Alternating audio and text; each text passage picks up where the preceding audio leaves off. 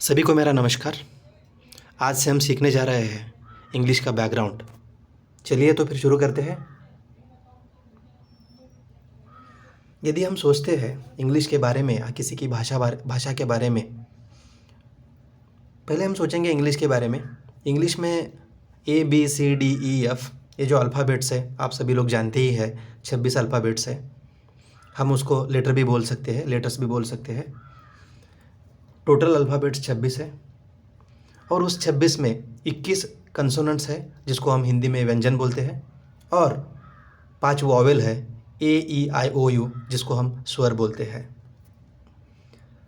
तो इस लेटर से हम वर्ड्स बनाते हैं, इस वर्ड से हम फ्रेजेस बनाते हैं और इस फ्रेजेस की सहायता से हम सेंटेंसेस बनाते हैं। चलिए तो शुरू करते हैं। इंग्लिश में यदि बात करना है तो कुछ शब्दों का हमें इंग्लिश टू हिंदी का भी ज्ञान होना ज़रूरी है।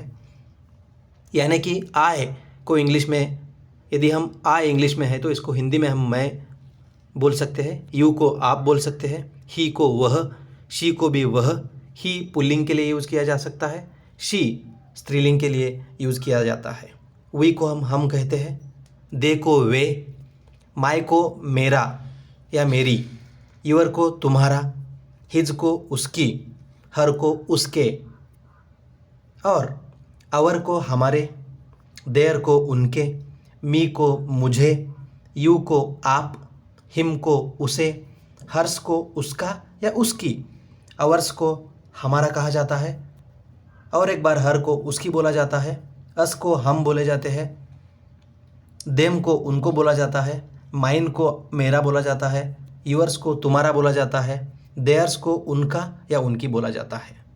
यदि हम इंग्लिश के बारे में सोचते हैं, इंग्लिश में बात करने की कोशिश करते हैं, तो इन शब्दों का हमें हिंदी में अर्थ होना भी ज़रूरी है।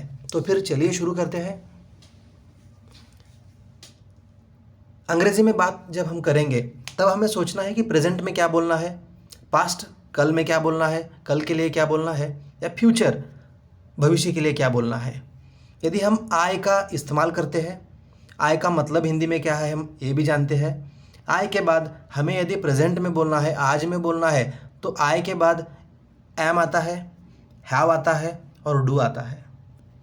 यदि हम आय के साथ पास्ट की बातें बोलते हैं, भूतकाल की बातें बोलते हैं, तो फिर आय के बाद वाज आएगा, हैड आएगा और डिड आएगा। यदि हम आय के साथ फ्यूचर में बात करना चाहते हैं तो आय के बाद शाल आएगा और विल आएगा।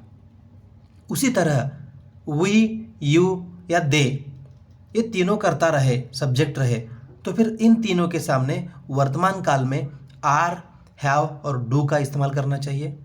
भूतकाल में व, हैड और डिड का इस्तेमाल करना चाहिए, और भविष्यत काल में विल का इस्तेमाल करना चाहिए।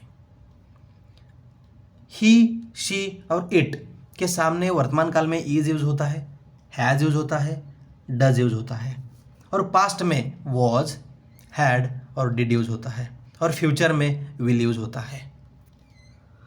थैंक यू, आज के लिए इतना ही। कल हम चालू करते हैं इसका सही इस्तेमाल वाक्य में कैसा किया जाए। Thank you very much.